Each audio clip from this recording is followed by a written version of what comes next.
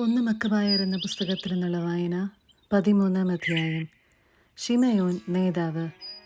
യൂദാദേശം ആക്രമിച്ച് നശിപ്പിക്കുന്നതിന് ട്രിഫോ വലിയൊരു സൈന്യം ശേഖരിച്ചിട്ടുണ്ടെന്ന് ഷിമയോൻ അറിഞ്ഞു. ജനങ്ങൾ ഭയചകിതരും പരിഭ്രാന്തരുമാണെന്ന് അവൻ കണ്ടു. അതിനാൽ ജെറുസലേമിൽ ചെന്ന് ജനത്തെ വിളിച്ചുകൂട്ടി അവർക്ക് ആത്മധൈര്യം പകർന്നുകൊണ്ട് അവൻ പറഞ്ഞു, നിയമങ്ങൾക്കും വിശുദ്ധ സ്ഥലത്തിനും വേണ്ടി ഞാനും എൻ്റെ സഹോദരന്മാരും പിതൃഭവനവും എത്ര മഹത്തായ കാര്യങ്ങളാണ് ചെയ്തിട്ടുള്ളതെന്ന് നിങ്ങൾക്കറിയാമല്ലോ. ഞങ്ങൾ നടത്തിയ യുദ്ധങ്ങളും അനുഭവിച്ച ദുരിതങ്ങളും നിങ്ങൾക്കറിയാം. ഇങ്ങനെ ഇസ്രായേലിനു വേണ്ടി എൻ്റെ സഹോദരന്മാരെല്ലാവരും ജീവൻ ഹോമിക്കുകയും ചെയ്തിരിക്കുന്നു. ഞാൻ മാത്രം അവശേഷിക്കുന്നു. ഒരു വിപത്ഘട്ടത്തിലും ജീവരക്ഷാർത്ഥം ഞാൻ മാറി നിൽക്കുകയില്ല. എൻ്റെ സഹോദരന്മാരെക്കാൾ മേന്മ എനിക്കില്ലല്ലോ. എൻ്റെ ജനത്തിനും വിശുദ്ധ സ്ഥലത്തിനും നിങ്ങളുടെ ഭാര്യമാർക്കും മക്കൾക്കും വേണ്ടി ഞാൻ പ്രതികാരം ചെയ്യും.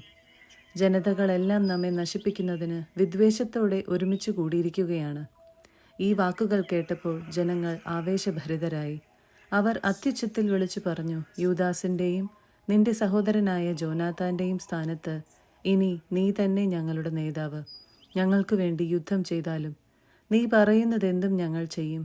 യോദ്ധാക്കളെ എല്ലാവരെയും അവൻ വിളിച്ചു കൂട്ടുകയും ജെറുസലേം മതിലിൻ്റെ പണി തിടുക്കത്തിൽ പൂർത്തിയാക്കുകയും അതിനെ എല്ലാ വശങ്ങളിലും സുരക്ഷിതമാക്കുകയും ചെയ്തു. വലിയൊരു സൈന്യവുമായി അബ്സലോമിൻ്റെ മകൻ ജോനാഥാനെ അവൻ ജോപ്പായിലേക്ക് അയച്ചു. തദ്ദേശവാസികളെ തുരത്തി അവർ അവിടെ നിലയുറപ്പിച്ചു. ജോനാഥാൻ്റെ മരണം. യൂദാദേശം ആക്രമിക്കുന്നതിന് വലിയൊരു സൈന്യവുമായി ട്രിഫോ ടോളമായിസിൽ നിന്ന് പുറപ്പെട്ടു. തടവിലാക്കപ്പെട്ട ജോനാഥാനും അവനോടൊത്തുണ്ടായിരുന്നു. സമതലത്തിനെതിരെയുള്ള അതിദായിൽ ഷിമയോൻ പാളയമടിച്ചു. സഹോദരനായ ജോനാഥാന് പകരം ഷിമയോൻ നേതൃത്വം ഏറ്റെടുത്തുവെന്നും അവർ തന്നോട് ഏറ്റുമുട്ടാൻ പോകുന്നുവെന്നും അറിഞ്ഞ ട്രിഫോ ദൂതന്മാരെ അയച്ച് അവനോട് പറഞ്ഞു, താൻ അലങ്കരിച്ചിരുന്ന സ്ഥാനങ്ങളുമായി ബന്ധപ്പെട്ട് നിന്റെ സഹോദരനായ ജോനാഥാൻ രാജകീയ ഭണ്ഡാരത്തിലേക്ക് നൽകേണ്ട പണത്തിനു വേണ്ടിയാണ് ഞങ്ങൾ അവനെ തടഞ്ഞു വച്ചിരിക്കുന്നത്. വിമോചിതനാകുമ്പോൾ അവൻ ഞങ്ങൾക്കെതിരെ വിപ്ലവമുണ്ടാക്കാതിരിക്കേണ്ടതിന് 100 താലന്ത് വെള്ളിയും ആൾജാമ്യമായി അവൻ്റെ 2 പുത്രന്മാരെയും തരിക. അപ്പോൾ ഞങ്ങൾ അവനെ വിട്ടുതരാം. ചതി നിറഞ്ഞതാണ് അവൻ്റെ വാക്കുകൾ എന്നറിഞ്ഞിട്ടും പണവും പുത്രന്മാരെയും കൊണ്ടുവരാൻ ഷിമയോൻ ആളയച്ചു. അങ്ങനെ താൻ ചെയ്യാതിരുന്നാൽ ജനങ്ങൾക്കിടയിൽ ഉഗ്രമായ വിദ്വേഷത്തിന് പാത്രമാകുമെന്നും ഷിമയോൻ പണവും പുത്രന്മാരെയും അയച്ചു കൊടുക്കാതിരുന്നതിനാലാണ് അവൻ മരിക്കാനിടയായതെന്ന് അവർ കുറ്റപ്പെടുത്തുമെന്നും അവൻ ഭയപ്പെട്ടു. പുത്രന്മാരെയും 100 താലന്തും അവൻ കൊടുത്തുവിട്ടു. എങ്കിലും ട്രിഫോ വാക്കു പാലിച്ചില്ല. ജോനാഥാനെ വിട്ടയച്ചതുമില്ല. രാജ്യം ആക്രമിച്ച് നശിപ്പിക്കുക എന്ന ഉദ്ദേശത്തോടെ ട്രിഫോ അദോരയിലേക്കുള്ള മാർഗത്തിലൂടെ ചുറ്റിവന്നു. എന്നാൽ അവർ ചെന്നിടങ്ങളിലെല്ലാം ഷിമയോനും സൈന്യവും അവർക്കെതിരെ മുന്നേറിക്കൊണ്ടിരുന്നു. മരുഭൂമിയിലൂടെ വരണമെന്നും തങ്ങൾക്ക് ഭക്ഷണം എത്തിച്ചു തരണമെന്നും ആവശ്യപ്പെട്ടുകൊണ്ട് കോട്ടയിലുണ്ടായിരുന്നവർ ട്രിഫോയുടെ അടുക്കൽ ദൂതന്മാരെ അയച്ചുകൊണ്ടിരുന്നു. തൻ്റെ അശ്വസൈന്യത്തോടെ പുറപ്പെടാൻ ട്രിഫോ തയ്യാറായി. എന്നാൽ ആ രാത്രിയിൽ കനത്ത ഹിമപാതമുണ്ടായതിനാൽ പോകാൻ കഴിഞ്ഞില്ല. അതിനാൽ അവൻ ഗിലയാദ് ദേശത്തേക്ക് കടന്നു. ബാസ്കാമായുടെ സമീപമെത്തിയപ്പോൾ അവൻ ജോനാഥാനെ വധിച്ച് അവിടെ സംസ്കരിച്ചു. ട്രിഫോ തിരിച്ച് സ്വന്തം നാട്ടിലേക്ക് മടങ്ങി. ഷിമയോൻ തൻ്റെ സഹോദരനായ ജോനാഥാൻ്റെ അസ്ഥികൾ എടുപ്പിച്ച് പിതാക്കന്മാരുടെ നഗരമായ മൊദയിനിൽ സംസ്കരിച്ചു. ഇസ്രായേൽ മുഴുവൻ അതിയായ ദുഃഖത്തോടെ അവനെ ചൊല്ലി വിലപിച്ചു. അനേക ദിവസം അവർ ദുഃഖമാചരിച്ചു. ഷിമയോൻ തൻ്റെ പിതാവിൻ്റെയും സഹോദരന്മാരുടെയും ശവകുടീരങ്ങൾക്കുമേൽ ഒരു സ്മാരകം പണിതു. എല്ലാവർക്കും കാണത്തക്ക വിധം മിനുക്കിയ കല്ലുകൾ കൊണ്ട് അതിൻ്റെ പിൻ ഭാഗങ്ങൾ ഉയർത്തിപ്പണിതു. പിതാവിനും മാതാവിനും 4 സഹോദരർക്കുമായി പരസ്പര അഭിമുഖമായ 7 പിരമിഡുകൾ അവൻ സംവിധാനം ചെയ്തു. ചുറ്റും സ്തംഭങ്ങൾ നാട്ടുകയും സ്തംഭങ്ങളിന്മേൽ ശാശ്വത സ്മാരകമായി ആയുധ സാമഗ്രികളുടെ മാതൃക കുത്തിവെക്കുകയും ചെയ്തു. അവയോട് ചേർന്ന് സമുദ്രസഞ്ചാരികൾക്ക് കാണത്തക്ക വിധം കപ്പലുകളുടെ മാതൃകയും കുത്തിവച്ചു. മൊദയിനിൽ അവൻ പണി കഴിപ്പിച്ച ഈ ശവകുടീരം ഇന്നും നിലനിൽക്കുന്നു. ദമത്രിയൂസുമായി സഖ്യം. യുവരാജാവായ അന്തിയോക്കസിനെ ട്രിഫോ ചതിച്ചു കൊന്നു. അവൻ്റെ സ്ഥാനത്ത് ഏഷ്യയുടെ കിരീടമണിഞ്ഞ് അവൻ രാജാവായി. ദേശത്ത് വലിയ വിപത്ത് വരുത്തിവച്ചു. എന്നാൽ ശിമയോൻ യൂദയായിലെ ശക്തിദുർഗങ്ങൾ പുനരുദ്ധരിക്കുകയും ചുറ്റും ഉയർന്ന ഗോപുരങ്ങളും വൻമതിലുകളും നിർമ്മിക്കുകയും വാതിലുകൾക്ക് ഓടാമ്പലുകൾ പിടിപ്പിക്കുകയും ചെയ്ത് അവയെ സുരക്ഷിതമാക്കി. ശക്തിദുർഗങ്ങളിൽ ഭക്ഷണപദാർത്ഥങ്ങളും സംഭരിച്ചു. അവൻ ഏതാനും പേരെ തിരഞ്ഞെടുത്ത് ദുരിതാശ്വാസ സഹായം അഭ്യർത്ഥിച്ചുകൊണ്ട് ദെമത്രിയൂസിന്റെ അടുത്തേക്ക് അയച്ചു. എന്തുകൊണ്ടെന്നാൽ രാജ്യം കൊള്ളയടിക്കുക മാത്രമേ ട്രിഫോ ചെയ്തുള്ളൂ. അവരുടെ അഭ്യർത്ഥനയ്ക്ക് ദെമത്രിയൂസ് രാജാവ് അനുകൂലമായ മറുപടി നൽകി. കത്ത് ഇപ്രകാരമായിരുന്നു: പ്രധാന പുരോഹിതനും രാജാക്കന്മാരുടെ മിത്രവുമായ ശിമയോനും ശ്രേഷ്ഠന്മാർക്കും യഹൂദ ജനത്തിനും ദെമത്രിയൂസ് രാജാവിൻ്റെ അഭിവാദനം. നിങ്ങൾ കൊടുത്തയച്ച സ്വർണ്ണ കിരീടവും ഈന്തപ്പനക്കൊമ്പും ഞാൻ സ്വീകരിച്ചിരിക്കുന്നു. നിങ്ങളുമായി ശാശ്വത സമാധാനം സ്ഥാപിക്കാൻ വേണ്ടി കപ്പത്തിൽ നിന്ന് നിങ്ങൾക്ക് ഇളവ് നൽകേണ്ടതിന് ഞങ്ങളുടെ സേവകർക്ക് എഴുതാൻ ഞങ്ങൾ തയ്യാറാണ്.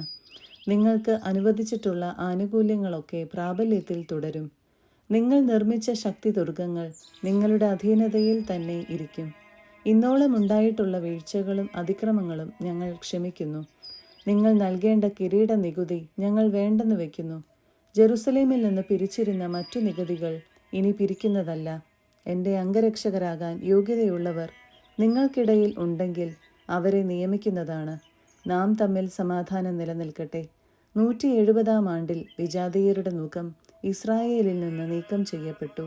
സമുന്നതനായ പ്രധാന പുരോഹിതനും യഹൂദരുടെ സേനാധിപനും നേതാവുമായ ശിമയോന്റെ 1-ാം ഭരണവർഷം എന്ന് അന്നു മുതൽ തങ്ങളുടെ പ്രമാണങ്ങളിലും കരാറുകളിലും അവർ എഴുതാൻ തുടങ്ങി. ഇസ്രായേലിന് സ്വാതന്ത്ര്യം. ശിമയോൻ ഗസറായ്ക്കെതിരെ പാളയമടിച്ച് അതിനെ വളഞ്ഞു. യന്ത്രമുട്ടിയുണ്ടാക്കി നഗരത്തിൻ്റെ മതിലുകൾ ഇടിച്ചു പൊളിച്ച് ഒരു ഗോപുരം കൈവശപ്പെടുത്തി. യന്ത്രമുട്ടിയോടൊപ്പമുണ്ടായിരുന്നവർ നഗരത്തിൽ കടന്നു. അവിടെ വലിയ സംഭ്രാന്തി ഉളവായി. നഗരവാസികൾ ഭാര്യമാരോടും കുട്ടികളോടുമൊപ്പം മതിലിന്മേൽ കയറി വസ്ത്രങ്ങൾ കീറി അത്യുച്ചത്തിൽ നിലവിളിച്ച് ശിമയോനോട് സമാധാനത്തിന് അപേക്ഷിച്ചു. ഞങ്ങളുടെ അകൃത്യങ്ങൾക്കനുസൃതമായല്ല, അങ്ങയുടെ കാരുണ്യത്തിനൊത്തവിധം ഞങ്ങളോട് പെരുമാറണമേ എന്ന് അഭ്യർത്ഥിച്ചു. ശിമയോൻ അവരുമായി ഒരു കരാറുണ്ടാക്കുകയും യുദ്ധം അവസാനിപ്പിക്കുകയും ചെയ്തു. എന്നാൽ നഗരത്തിൽ നിന്ന് അവൻ അവരെ പുറത്താക്കുകയും വിഗ്രഹങ്ങൾ പ്രതിഷ്ഠിച്ചിരുന്ന ഭവനങ്ങൾ ശുദ്ധീകരിക്കുകയും സ്തുതിഗീതങ്ങൾ ആലപിച്ചുകൊണ്ട് അതിൽ പ്രവേശിക്കുകയും ചെയ്തു. അവൻ അതിലെ അശുദ്ധികളൊക്കെ നീക്കി നിയമം പാലിക്കുന്നവരെ അവിടെ വസിപ്പിച്ചു. അതിൻ്റെ കോട്ടകൾ ബലപ്പെടുത്തുകയും തനിക്കായി അവിടെ ഒരു ഭവനം പണിയുകയും ചെയ്തു. ജെറുസലേമിലെ കോട്ടയിലുള്ളവർ ക്രയവിക്രയത്തിന് പുറത്തു പോകുന്നതോ അകത്ത് കടക്കുന്നതോ നിരോധിച്ചിരുന്നു. തന്മൂലം അവർ വിശന്നു വലഞ്ഞു. അനേകർ പട്ടിണി മൂലം മരണമടഞ്ഞു. സമാധാനത്തിനായി ശിമയോനോട് അവർ കേണപേക്ഷിച്ചു. അവൻ അപ്രകാരം ചെയ്തു. എങ്കിലും അവിടെ നിന്ന് അവരെ ബഹിഷ്കരിക്കുകയും മാലിന്യങ്ങളിൽ നിന്ന് കോട്ടയെ ശുദ്ധമാക്കുകയും ചെയ്തു. 171-ാം ആണ്ട് 2-ാം മാസം 23-ാം ദിവസം യഹൂദർ സ്തുതിഗീതങ്ങൾ ആലപിച്ച് ഈന്തപ്പന കൊമ്പുകളേന്തി വീണ, കൈത്താളം, തന്ത്രിവാദ്യങ്ങൾ എന്നിവയുടെ അകമ്പടിയോടെ അതിൽ പ്രവേശിച്ചു. ഇസ്രായേലിൻ്റെ ഒരു മഹാശത്രു തകർക്കപ്പെടുകയും നീക്കം ചെയ്യപ്പെടുകയും ചെയ്തതുകൊണ്ട് തന്നെ എല്ലാ വർഷവും ആ ദിവസം ആഹ്ലാദപൂർവ്വം ആഘോഷിക്കണമെന്ന് ശിമയോൻ കൽപ്പിച്ചു. കോട്ടയ്ക്കെതിരെയുള്ള ദേവാലയ ഗിരിയുടെ മതിലുകൾ ബലപ്പെടുത്തി അവനും സൈന്യവും അവിടെ താമസമാക്കി.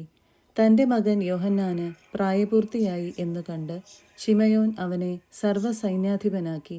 അവൻ ഗസറായിൽ വാസമുറപ്പിച്ചു. 14-ാം അധ്യായം. ശിമയോന്റെ മഹത്വം.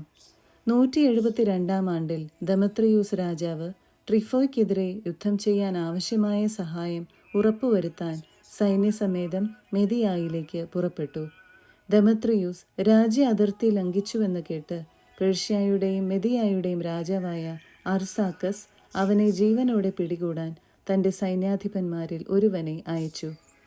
അവൻ പോയി ദെമത്രിയൂസിന്റെ സൈന്യത്തെ തോൽപ്പിച്ച് അവനെ ബന്ധനസ്ഥനാക്കി അർസാക്കസിന്റെ അടുക്കൽ കൊണ്ടുവന്നു. അർസാക്കസ് അവനെ തടവിലാക്കി. ശിമയോന്റെ നാളുകളിൽ ദേശത്ത് ശാന്തിയുണ്ടായിരുന്നു. ജനക്ഷേമമാണ് അവൻ തേടിയിരുന്നത്. അവന്റെ ഭരണം അവരെ സംപ്രീതരാക്കി. അവന്റെ ജീവിതകാലം മുഴുവൻ അവർ അവനോട് ആദരം പ്രകടിപ്പിച്ചു. ജോപ്പായെ തുറമുഖമാക്കുകയും ദ്വീപുകളിലേക്ക് മാർഗം തുറക്കുകയും ചെയ്തുകൊണ്ട് അവൻ തൻ്റെ മഹത്വത്തിന് മകുടം ചാർത്തി. അവൻ രാജ്യ അതിർത്തികൾ വിസ്തൃതമാക്കുകയും രാജ്യം പൂർണ്ണ നിയന്ത്രണത്തിൽ വരുത്തുകയും ചെയ്തു. അവൻ അസംഖ്യം തടവുകാരെ സമ്പാദിച്ചു. ഗസറായും ബേത്സൂറും കോട്ടയും അവൻ തൻ്റെ ഭരണത്തിൻ കീഴിലാക്കുകയും അവിടെ നിന്നും മ്ലേച്ഛതകൾ നീക്കിക്കളയുകയും ചെയ്തു. അവനെ എതിർക്കാൻ ആരുമുണ്ടായില്ല. സമാധാനത്തോടെ അവർ നിലമുഴുതു. ഭൂമി ധാരാളം വിളവ് നൽകി. സമതലത്തിലെ വൃക്ഷങ്ങൾ അവയുടെ ഫലങ്ങളും. വൃദ്ധന്മാർ നിരത്തുകളിൽ കൂടിയിരുന്നു. തങ്ങൾക്ക് ലഭിച്ച നന്മകളെക്കുറിച്ച് സംസാരിച്ചു. യുവാക്കൾ പ്രൗഢവും യുദ്ധോചിതവുമായ വസ്ത്രങ്ങൾ അണിഞ്ഞു. നഗരങ്ങളെ അവൻ പ്രതിരോധ സജ്ജമാക്കുകയും അവയിൽ ആഹാരം വിതരണം ചെയ്യുകയും ചെയ്തു. അവൻ്റെ ഖ്യാതി ഭൂമിയുടെ അതിർത്തികളോളം വ്യാപിച്ചു. അവൻ ദേശത്തു സമാധാനം സ്ഥാപിച്ചതിനാൽ ഇസ്രായേൽ അത്യധികം ആഹ്ലാദിച്ചു. ഓരോരുത്തരും താന്താങ്ങളുടെ മുന്തിരിത്തോപ്പിലും അത്തിമരങ്ങളുടെ ചുവട്ടിലും ഇരുന്നു. അവരെ ഭയപ്പെടുത്താൻ ആരുമുണ്ടായിരുന്നില്ല. അവർക്കെതിരെ പടവെട്ടാൻ ദേശത്താരും അവശേഷിച്ചില്ല. അന്നാളുകളിൽ രാജാക്കന്മാർ തകർക്കപ്പെട്ടിരുന്നു.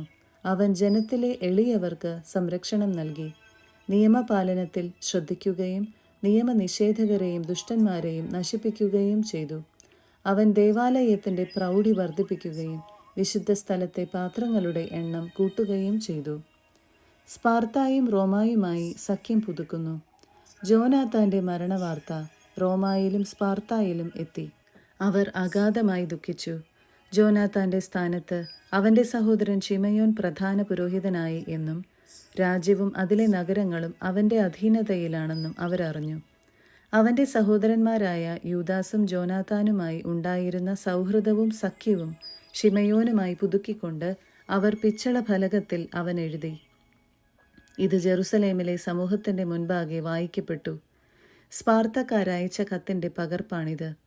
പ്രധാന പുരോഹിതനായ ശിമയോനും ശ്രേഷ്ഠന്മാർക്കും പുരോഹിതന്മാർക്കും ഞങ്ങളുടെ സഹോദരരായ മറ്റു യഹൂദർക്കും സ്പാർത്ത നഗരത്തിൻ്റെയും അധിപന്മാരുടെയും അഭിവാദനം. ഞങ്ങളുടെ അടുക്കലേക്ക് അയച്ച ദൂതന്മാർ നിങ്ങളുടെ മഹിമ പ്രതാപങ്ങളെക്കുറിച്ച് ഞങ്ങളോട് വിവരിച്ചു പറഞ്ഞു. അവരുടെ ആഗമനം ഞങ്ങളിൽ സന്തുഷ്ടി ഉളവാക്കി. അവർ പറഞ്ഞതെല്ലാം ഞങ്ങൾ പൊതുയോഗ കുറിപ്പുകളുടെ പുസ്തകത്തിൽ ഇങ്ങനെ രേഖപ്പെടുത്തിയിരിക്കുന്നു. യഹൂദ ദൂതന്മാരായ അന്തിയോക്കസിൻ്റെ മകൻ നുമേനിയൂസും ജാസന്റെ മകൻ അന്തിപ്പാത്തറും ഞങ്ങളുമായുള്ള സൗഹൃദം പുതുക്കുന്നതിന് ഞങ്ങളുടെ അടുക്കൽ വന്നിരിക്കുന്നു. അവരെ ബഹുമാന പുരസ്സരം സ്വീകരിക്കാൻ ഞങ്ങളുടെ ജനം താൽപ്പര്യം കാണിച്ചു. അവരുടെ സന്ദേശത്തിൻ്റെ ഒരു പകർപ്പ് സ്പാർത്താക്കാർക്ക് പിന്നീട് പരിശോധിക്കുന്നതിന് പൊതുരേഖാ ശേഖരശാലയിൽ സൂക്ഷിച്ചിട്ടുണ്ട്. ഇതിൻ്റെ ഒരു പകർപ്പ് പ്രധാന പുരോഹിതനായ ശിമയോന് അവർ അയച്ചു കൊടുത്തു. അനന്തരം റോമാക്കാരുമായുള്ള സഖ്യം ഉറപ്പിക്കുന്നതിന് 1000 മീന തൂക്കമുള്ള വലിയൊരു സുവർണ പരിചയുമായി നുമേനിയൂസിനെ ശിമയോൻ റോമായിലേക്ക് അയച്ചു. ശിമയോന് ബഹുമതി. ഇതു കേട്ട് ജനം പറഞ്ഞു, ശിമയോനോടും പുത്രന്മാരോടും നാം എങ്ങനെ നന്ദി പ്രകാശിപ്പിക്കും? അവനും അവൻ്റെ സഹോദരന്മാരും പിതൃഭവനവും ഉറച്ചു നിൽക്കുകയും ഇസ്രായേലിൻ്റെ ശത്രുവിനെതിരെ പൊരുതി അവരെ തുരത്തുകയും രാജ്യത്തിൽ സ്വാതന്ത്ര്യം സുസ്ഥാപിതമാക്കുകയും ചെയ്തു. ഇക്കാര്യങ്ങളെല്ലാം അവർ പിത്തള ഫലകത്തിൽ രേഖപ്പെടുത്തി സിയോൻ മലയിൽ സ്തംഭങ്ങളിൽ സ്ഥാപിച്ചു. അവർ എഴുതിയിരുന്നതിൻ്റെ പകർപ്പ് ഇതാണ്. 172 ആണ്ട്, അതായത് സമുന്നതനായ പ്രധാന പുരോഹിതൻ ശിമയോന്റെ 3-ാം ഭരണവർഷം, എലൂൾ മാസം 18-ാം ദിവസം അസരമേലിൽ പുരോഹിതന്മാരുടെയും ജനത്തിൻ്റെയും ഭരണാധിപന്മാരുടെയും ശ്രേഷ്ഠന്മാരുടെയും മഹാസഭയിൽ ഈ വിളംബരം പുറപ്പെടുവിച്ചു. രാജ്യം തുടരെ യുദ്ധത്തിന് അടിപ്പെട്ടുകൊണ്ടിരിക്കെ യോയാറിബിൻ്റെ വംശത്തിൽപ്പെട്ട പുരോഹിതനായ മത്താത്തിയാസിൻ്റെ മകൻ ശിമയോനും സഹോദരന്മാരും ജീവൻ അപകടത്തിലാക്കിക്കൊണ്ട് വിശുദ്ധ മന്ദിരവും നിയമവും കാത്തുരക്ഷിക്കുന്നതിനായി രാജ്യത്തിൻ്റെ ശത്രുക്കളോട് എതിരിട്ടു. അവർ രാജ്യത്തിന് പ്രതാപം നേടിത്തന്നു. ജോനാഥാൻ ജനത്തിന് കെട്ടുറപ്പ് നൽകുകയും പ്രധാന പുരോഹിതനാവുകയും ചെയ്തു. അവസാനം അവൻ പിതാക്കന്മാരോട് ചേർന്നു. രാജ്യത്തെ ആക്രമിക്കുന്നതിനും വിശുദ്ധ സ്ഥലം പിടിച്ചടക്കുന്നതിനും ശത്രുക്കൾ ശ്രമിച്ചപ്പോൾ ശിമയോൻ തൻ്റെ രാജ്യത്തിനു വേണ്ടി പൊരുതി. രാജ്യത്തിൻ്റെ സേനകൾക്ക് ആയുധവും വേതനവും നൽകാൻ അവൻ സ്വന്തം സമ്പാദ്യത്തിൽ നിന്ന് വലിയ സംഖ്യ ചെലവഴിച്ചു. യൂദായിലെ നഗരങ്ങളും അതിൻ്റെ അതിർത്തിയിലുള്ളതും മുൻപ് ശത്രുക്കൾ ആയുധം ശേഖരിച്ച് സൂക്ഷിച്ചിരുന്നതുമായ ബേത്സൂറും സുരക്ഷിതമാക്കുകയും അവിടെ യഹൂദ കാവൽ സൈന്യത്തെ നിയോഗിക്കുകയും ചെയ്തു. അവൻ കടൽ തീരത്തുള്ള ജോപ്പായും അസോത്തൂസിൻ്റെ അതിർത്തിയിലുള്ളതും മുൻപ് ശത്രുക്കൾ അധിവസിച്ചിരുന്നതുമായ ഗസറായും സുരക്ഷിതമാക്കി. അവിടെ യഹൂദരെ പാർപ്പിക്കുകയും നഗരങ്ങളുടെ പുനരുദ്ധാരണത്തിനാവശ്യമായതെല്ലാം അവർക്ക് നൽകുകയും ചെയ്തു. ശിമയോന്റെ വിശ്വസ്തതയും രാജ്യത്തിന് അവൻ നേടിക്കൊടുക്കാൻ ഉറച്ച പ്രതാപവും ജനം മനസ്സിലാക്കി. അവന്റെ ചെയ്തികളും അവൻ ജനത്തോട് പുലർത്തിയ നീതിയും വിശ്വസ്തതയും കണക്കിലെടുത്തും എല്ലാ വിധത്തിലും ജനത്തെ പ്രതാപത്തിലേക്ക് നയിക്കുന്നതിന് അവൻ നടത്തിയ പരിശ്രമങ്ങളെ പരിഗണിച്ചും അവർ അവനെ തങ്ങളുടെ നേതാവും പുരോഹിതനും ആക്കി. അവന്റെ നേതൃത്വത്തിൽ ജനത്തിന് ഉത്കർഷമുണ്ടായി. അവൻ വിജാതീയരെ രാജ്യത്തു നിന്ന് തുരത്തി. അതുപോലെ ജെറുസലേമിൽ ദാവീദിന്റെ നഗരത്തിൽ തങ്ങൾക്കായി കോട്ട കെട്ടുകയും അതിൽ നിന്ന് പുറത്തുവന്ന് വിശുദ്ധ സ്ഥലത്തിന്റെ പരിസരങ്ങൾ അശുദ്ധമാക്കുകയും അതിന്റെ വിശുദ്ധിക്ക് ഭംഗം വരുത്തുകയും ചെയ്തിരുന്നവരെ അവൻ ഓടിച്ചു. അവൻ അവിടെ യഹൂദരെ പാർപ്പിക്കുകയും രാജ്യത്തിന്റെയും നഗരത്തിന്റെയും സുരക്ഷിതത്വത്തിനു വേണ്ടി അതിനെ സുശക്തമാക്കുകയും ജെറുസലേമിന്റെ മതിലുകൾക്ക് ഉയരം കൂട്ടുകയും ചെയ്തു. ഇതിന്റെ വെളിച്ചത്തിൽ ദെമത്രിയൂസ് രാജാവ് അവനെ പ്രധാന പുരോഹിതനായി സ്ഥിരപ്പെടുത്തി. അവനെ രാജമിത്രങ്ങളിൽ ഒരുവനാക്കുകയും അവന് വലിയ ബഹുമതികൾ നൽകുകയും ചെയ്തു. എന്തുകൊണ്ടെന്നാൽ റോമാക്കാർ യഹൂദരെ സുഹൃത്തുക്കളും സഖ്യകക്ഷികളും സഹോദരരുമായി പരിഗണിച്ചിരുന്നുവെന്നും ശിമയോന്റെ ദൂതന്മാരെ അവർ ബഹുമാന പുരസ്സരം സ്വീകരിച്ചുവെന്നും അവൻ കേട്ടിരുന്നു. വിശ്വസനീയമായ ഒരു പ്രവാചകന്റെ ആവിർഭാവം വരെ ശിമയോൻ നേതാവും പ്രധാന പുരോഹിതനും ആയിരിക്കട്ടെ എന്ന് യഹൂദരും പുരോഹിതരും തീരുമാനിച്ചു. അവൻ അവരുടെ ഭരണാധികാരിയായിരിക്കുകയും വിശുദ്ധ സ്ഥലത്തിന്റെ ചുമതല വഹിക്കുകയും ചെയ്യേണ്ടിയിരുന്നു. അതിലെ ശുശ്രൂഷകൾക്കും രാജ്യത്തിന്റെയും ആയുധങ്ങളുടെയും ശക്തിദുർഗങ്ങളുടെയും മേൽനോട്ടത്തിനും ആളുകളെ നിയമിക്കേണ്ടതും അവനായിരുന്നു. സകലരും അവനെ അനുസരിക്കണം. രാജ്യത്ത് എഴുതപ്പെടുന്ന കരാറുകളെല്ലാം അവന്റെ നാമത്തിലായിരിക്കണം. അവൻ രാജകീയ വസ്ത്രം ധരിക്കുകയും സ്വർണ്ണാഭരണം അണിയുകയും വേണം. ജനങ്ങളിലോ പുരോഹിതന്മാരിലോ ആരും ഈ തീരുമാനങ്ങളിലൊന്നും അസാധുവാക്കുകയോ അവന്റെ വാക്കുകൾ ധിഖരിക്കുകയോ അവന്റെ അനുവാദം കൂടാതെ രാജ്യത്ത് സമ്മേളനങ്ങൾ വിളിച്ചുകൂട്ടുകയോ രാജകീയ വസ്ത്രം ധരിക്കുകയോ സ്വർണ്ണക്കൊളുത്ത് അണിയുകയോ ചെയ്യാൻ പാടില്ല. ഈ തീരുമാനത്തിനെതിരെ പ്രവർത്തിക്കുകയോ അവയിൽ ഏതെങ്കിലും ഒന്ന് അസാധുവാക്കുകയോ ചെയ്യുന്നവൻ ശിക്ഷാർഹനായിരിക്കും. ഈ തീരുമാനങ്ങൾക്കനുസൃതമായി പ്രവർത്തിക്കാനുള്ള അവകാശം ശിമയോന് നൽകുന്നതിന് ജനം സമ്മതിച്ചു. പ്രധാന പുരോഹിതനും യഹൂദജനത്തിൻ്റെയും പുരോഹിതന്മാരുടെയും അധിപനും സംരക്ഷകനുമായിരിക്കാമെന്ന് ശിമയോൻ ഏറ്റു. ഈ കൽപ്പന പിത്തളത്തകിടിൽ ആലേഖനം ചെയ്ത് ദേവാലയത്തിന്റെ പരിസരത്ത് ശ്രദ്ധേയമായ ഒരു സ്ഥലത്ത് സ്ഥാപിക്കാൻ അവർ നിർദ്ദേശം നൽകി. ശിമയോനും പുത്രന്മാർക്കും ലഭ്യമാകേണ്ടതിന് അതിൻ്റെ ഒരു പകർപ്പ് ഭണ്ഡാരത്തിൽ സൂക്ഷിക്കാൻ അവർ ആജ്ഞാപിച്ചു. 15-ാം അധ്യായം. അന്തിയോക്കസുമായി സഖ്യം. ദെമത്രിയൂസ് രാജാവിൻ്റെ പുത്രനായ അന്തിയോക്കസ് പുരോഹിതനും യഹൂദരുടെ അധിപനുമായ ശിമയോനും യഹൂദജനത്തിനുമായി സമുദ്രദ്വീപുകളിൽ നിന്ന് ഒരു കത്തയച്ചു. അതിൻ്റെ ഉള്ളടക്കം ഇതാണ്: പ്രധാന പുരോഹിതനും അധിപനുമായ ശിമയോനും യഹൂദജനത്തിനും അന്തിയോക്കസ് രാജാവിൻ്റെ അഭിവാദനം. ചില രാജ്യദ്രോഹികൾ ഞങ്ങളുടെ പിതാക്കന്മാരുടെ രാജ്യം പിടിച്ചടക്കിയിരുന്നു. അതിന്മേലുള്ള എൻ്റെ അവകാശം സ്ഥാപിച്ച് രാജ്യം പൂർവ്വസ്ഥിതിയിലാക്കാൻ ഞാൻ ഉദ്ദേശിക്കുന്നു. അതിനുവേണ്ടി ഞാൻ വലിയ ഒരു കൂലിപ്പട്ടാളം ശേഖരിക്കുകയും പടക്കോപ്പുകൾ സജ്ജമാക്കുകയും ചെയ്തിട്ടുണ്ട്. ഞങ്ങളുടെ രാജ്യം നശിപ്പിക്കുകയും അതിലെ പല നഗരങ്ങളും ശൂന്യമാക്കുകയും ചെയ്ത അവർക്കെതിരെ പൊരുതുന്നതിന് എൻ്റെ രാജ്യത്ത് എത്താൻ ഞാൻ തീരുമാനിച്ചിരിക്കുന്നു. എനിക്ക് മുൻപുള്ള രാജാക്കന്മാർ നിങ്ങൾക്ക് അനുവദിച്ചു തന്ന എല്ലാ നികുതി ഇളവുകളും ഞാൻ സ്ഥിരീകരിക്കുന്നു. അവർ നിങ്ങളെ ഒഴിവാക്കിയിരുന്ന മറ്റെല്ലാ കടങ്ങളിലും നിന്ന് ഞാനും നിങ്ങളെ ഒഴിവാക്കുന്നു. നിങ്ങളുടെ രാജ്യത്തിന് വേണ്ട പണം സ്വന്തം കമ്മട്ടത്തിൽ അടിച്ചിറക്കാൻ ഞാൻ അനുവദിക്കുന്നു. ജെറുസലേമിനും വിശുദ്ധ സ്ഥലത്തിനും ഞാൻ സ്വാതന്ത്ര്യം തരുന്നു.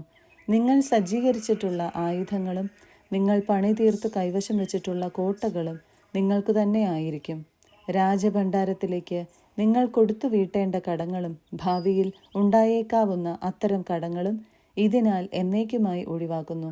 ഞങ്ങൾ രാജ്യത്തിൻ്റെ നിയന്ത്രണം വീണ്ടെടുത്തു കഴിയുമ്പോൾ നിങ്ങളുടെ മഹത്വം ഭൂമിയിലെങ്ങും വെളിപ്പെടേണ്ടതിന് നിന്റെയും നിന്റെ ജനത്തിൻ്റെയും ദേവാലയത്തിൻ്റെയും മേൽ ഞങ്ങൾ വലിയ ബഹുമതികൾ ചൊരിയും.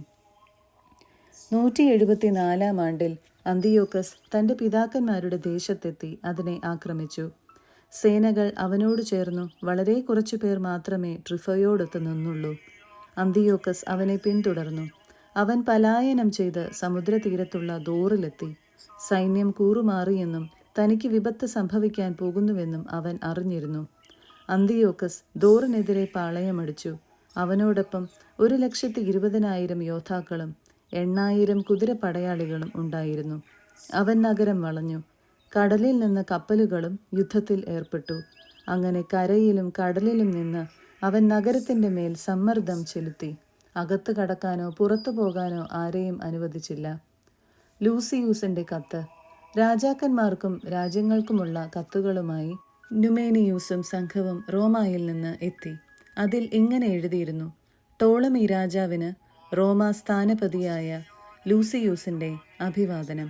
ഞങ്ങളുടെ സുഹൃത്തുക്കളും സഖ്യകക്ഷികളുമായ യഹൂദരുടെ ദൂതന്മാർ ഞങ്ങളുടെ പൂർവ്വ സൗഹൃദവും സഖ്യവും നവീകരിക്കാൻ വന്നിരുന്നു. പ്രധാന പുരോഹിതനായ ശിമയോനും യഹൂദജനവുമാണ് അവരെ അയച്ചത്.